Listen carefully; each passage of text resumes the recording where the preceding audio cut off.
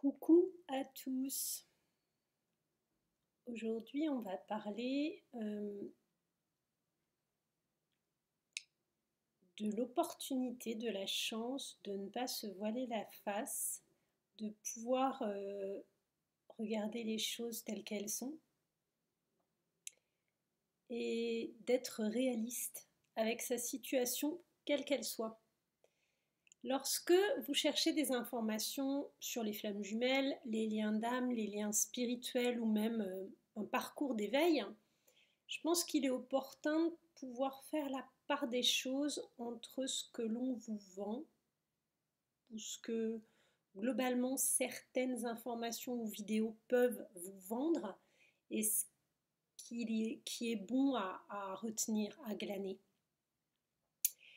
J'avais fait tout au début de mes vidéos l'année dernière une vidéo qui s'appelait Glaner des informations sur YouTube, qui parlait de l'opportunité de trouver des clés. Cette opportunité existe, tout comme celle de faire des recherches, de pouvoir se renseigner sur certains ouvrages, certains témoignages, certains forums, certaines vidéos. Tout ça est parfaitement exact encore aujourd'hui, mais apprenez à trier, apprenez à savoir discerner les choses qui peuvent vous être utiles de celles qui vous polluent. Apprenez à faire bien la différence entre cette espèce de vague New Age, comme on peut vous la servir, qui surfe sur le schéma et le phénomène des flammes jumelles ou du parcours d'éveil pour vous faire miroiter certaines choses qui ne sont pas. Prenez ce qui résonne en vous, ce qui est à votre mesure, mais surtout ce qui est utile.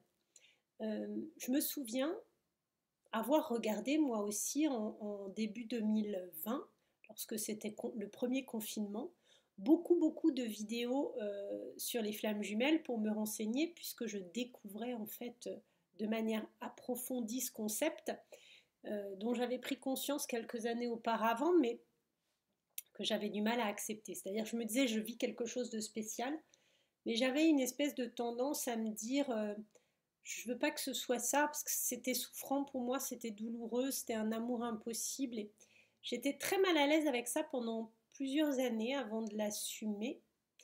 Je pense que finalement, avoir un parcours spirituel et un éveil spirituel aurait été plus simple que directement celui de flamme jumelle. Peu importe, j'ai envie de dire, les deux peuvent être concernés. Je regardais énormément de vidéos, et à commencer par des tirages de tarot ou de cartes ou d'oracles. Et je me souviens que je pouvais en regarder énormément, et que chaque tirage, soit sur les signes astrologiques, soit sur la semaine, les énergies, la communauté, etc.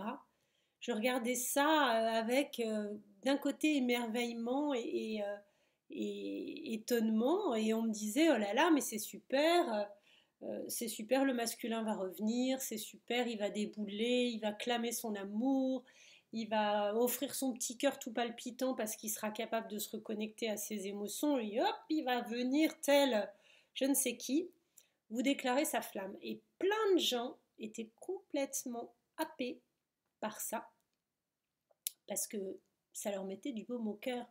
Qu'elles soient dans une histoire chaotique, ratée, du faux beau ou du pas beau du tout d'ailleurs, ça leur faisait du bien. Et quelque part se raccrocher à cette idée complètement surfaite, surréaliste et qui pour autant n'arrive pas de cette manière, même dans un lien de flamme jumelle, eh bien en fait, nous ressasser en permanence que l'autre peut revenir, changer d'avis, se révéler magnifique, superbe, romantique, démonstratif, bavard, ouvert, etc., nous faisait beaucoup de bien à l'époque parce que probablement qu'on en avait un besoin profond, intime, utile, et que ça résonnait, ça nous faisait du bien, ça nous mettait du baume au cœur. Aujourd'hui, j'ai envie de dire qu'il y a eu une période où c'était utile, et j'en ai pris conscience, et je remercie d'avoir pu regarder certains tirages de cartes qui m'amusait, m'adoucissait. Peut-être que c'était très utile dans un moment encore où j'étais très en demande d'informations. Aujourd'hui, je me rends compte que c'était de la soupe et qu'en fait, certains et certaines seulement savaient se détacher du lot, je ne les oublie pas. Cela, pour certains, même si je ne suis pas forcément abonnée dans un égrégore et une quantité d'abonnés énorme, j'aime quand même consulter certains tirages, regarder, suivre encore à ma manière certaines personnes parce qu'elles ont beaucoup d'intuition, beaucoup de talent, que ça me régale. Et ce que je pouvais regarder à une certaine époque n'y change rien puisque j'ai aimé le faire. Je ne veux pas revenir sur quelque chose et changer d'opinion. Je veux juste dire, parfois à un moment c'est nécessaire, c'est très utile. Et puis la clairvoyance change, la position change et on se dit que peut-être euh, c'était un moment comme ça, c'était un passage, on en avait besoin et qu'on est passé à autre chose. Et c'est super aussi. Euh, Aujourd'hui, j'aime prendre mon jeu de tarot et me faire un tirage de temps en temps, une fois par mois, ou même prendre mon jeu de runes. J'ai un jeu de runes qu'une amie avait offert à ma sœur d'ailleurs, et elle ne savait pas s'en servir. J'ai étudié le tirage des runes, ça m'a beaucoup parlé. J'ai aimé ce contact avec ce jeu de runes qui est en améthyste pour le mien. Ça résonne en moi avec mon côté origine viking, celte, etc. Et vraiment j'aime ce jeu. Merci. Et je m'en sers beaucoup pour mes consultants parfois et pour moi, pour mes proches. Il me parle énormément, je l'aime. Trouvez-vous aussi, comme pour moi, ce type d'outil en fait qui vous connecte à une partie cachée et qui va vous révéler peut-être une sorte de météo des énergies actuelles pour vous, mais restez toujours dans le côté parfois sceptique ou avec l'œil nécessaire pour vous dire mes intuitions me portent vers ça ou justement je ne me sens pas autant connectée que d'habitude, je vais chercher des infos, mais je le fais de manière fine, de manière humble, modeste et avec cet accueil plein de tolérance de ce qui peut m'être donné lorsque ça m'est donné. Lorsqu'on peut se connecter à ses guides, à son cocher de calèche, à son inconscient, et avoir ces infos-là, déjà remercier et savoir en prendre la pincée nécessaire. Ne pas se noyer dans ce tumulte en prenant tout pour argent comptant, ni les suivis qu'on peut nous proposer. Et là, je ne vais pas euh, prêcher pour ma paroisse, mais restez sceptique quant aux thérapies qui vous sont proposées. Me concernant, pour être très clair et pousser ce à quoi je pense, je vais carrément être cash et ça va pas plaire à tout le monde, mais on a des informations pour nous ou pour certains qui résonnent et qui viennent du cœur, qui sont spontanées, qui sont sincères, qui sont avec beaucoup de bienveillance. Tout le monde ne fonctionne pas de cette manière. De mon côté, par exemple, je refuse catégoriquement de faire un suivi d'hypnose à distance, par téléphone ou même en Zoom ou en Skype. Je pense que ce n'est pas possible.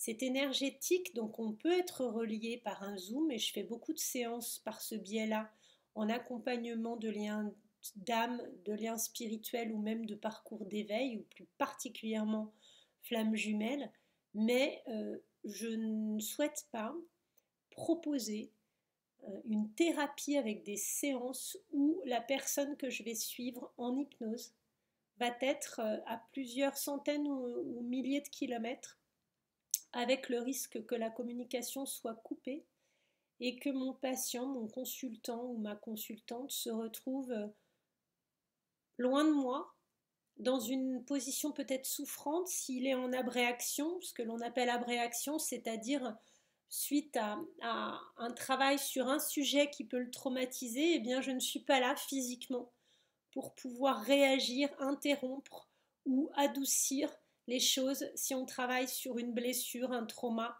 ou quelque chose de très fort. Et du coup, je préfère être radicale et dire que je ne le ferai pas et que pour moi, ce n'est pas réalisable.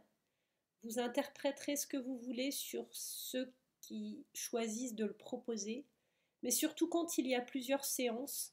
C'est vrai que selon les blessures, on peut choisir plusieurs séances d'accompagnement et que ça ne va pas forcément se faire en une seule. C'est en fonction de l'ampleur de la blessure et du trauma. Mais ça, par exemple, avec moi, ce ne sera pas possible. En soins de lithothérapie, on peut faire effectivement par téléphone ou Zoom. Je fais une programmation de pierre, je le mets sur tableau de programmation et je vous l'envoie ensuite. Ça, pourquoi pas? Soit en écho avec une séance d'hypnose en présentiel, soit en écho avec une séance de suivi spirituel. Mais en tout cas, en lithothérapie, ça peut fonctionner, surtout en ce moment, étant donné les conditions sanitaires un peu particulières de cette année encore 2021. Mais vraiment pour l'hypnose, ça ne le fait pas pour moi. En suivi plus, je dirais, énergétique, flamme jumelle, ça fonctionne. Pourquoi? Parce que si je ne canalise pas en direct, ce qui peut arriver, puisque les infos me sont envoyées ou pas, je peux effectivement me servir du pendule ou même de quelques cartes ou travailler avant, pendant ou après pour avoir certaines informations, mais je n'aurai pas forcément toutes les réponses à vos questions non plus. J'essaye d'être dans ces moments-là la plus connectée possible pour vous offrir les bonnes informations au bon moment, avec la justesse de l'énergie du moment et surtout, si l'information m'est refusée ou si on me déconseille de la donner, je vais prendre toutes les pincettes possibles pour vous en parler parce que je trouve que chaque chose en son temps. Et puis aussi, chaque information peut être utile à un moment donné et évoluer dans le respect de chacun, dans le côté unique du parcours de chacun. Donc ce que je voulais dire par rapport aux illusions ou à ce qui peut s'exprimer ou vous être conseillé, c'est garder aussi votre propre avis, votre résonance. Est-ce que effectivement vous avez vraiment envie de contacter telle ou telle personne? Qu'est-ce qui vous pousse à vous connecter sur telle ou telle personne? J'ai eu la chance dans les quelques séances que j'ai pu mettre en place, puisque ça fait 1 an seulement, de pouvoir avoir certaines informations et de me rendre compte de, de tout ce que ça ouvre ensuite comme clé, de tout ce que ça peut donner, et de constater que les gens viennent me contacter, me trouver, se connecter à moi en me disant mais je devais vous parler, ou je devais euh, croiser votre chemin, ou vous deviez croiser le mien. Et oui, très souvent, c'est l'impression que j'ai aussi, ça se fait au bon moment, au bon endroit, avec la bonne personne. Et souvent, ce sont de très très belles rencontres. Et je profite de cette capsule pour remercier toutes les personnes avec lesquelles j'ai été en contact, amicalement ou plus professionnellement, celles qui m'ont aidée et qui ont pu aussi en retour avoir certains mots qui tombaient au bon moment dans mon oreille et dans mon cœur. Et en retour, je leur envoyais certaines informations qui leur étaient utiles. C'est toujours win-win, c'est toujours gagnant-gagnant. Et en fait, j'ai toujours, en retour de ce que je vous offre, des sourires, des satisfactions, des moments de joie ou des moments de partage de peine qui font que je me sens connectée souvent avec les personnes avec lesquelles j'échange, et rien que pour ça, merci. Merci à tous d'être sur ma chaîne, de vous abonner, de liker, de commenter, de faire grandir cette famille, cette communauté, et de garder votre libre arbitre et votre petite personnalité pour ne pas tout gober et être clairvoyant, très malin, de pouvoir vous dire ce qui fonctionne pour vous ou pas, et de rester, je dirais, capable de discerner les bonnes choses des moins bonnes et de faire un tri juste, adapté et très opportun. Voilà pour la capsule du jour. C'est un peu éblouissant et rigolo. Aujourd'hui, j'ai un petit carré de lumière qui est le soleil, mais le volet est un peu fermé. On a changé de point de vue, mais ça n'empêche que j'ai quand même une belle caresse du soleil aujourd'hui encore. Je vous souhaite une magnifique semaine à tous avec ce printemps qui arrive. Et je vous dis à tout bientôt. Au revoir les flammes, les belles âmes.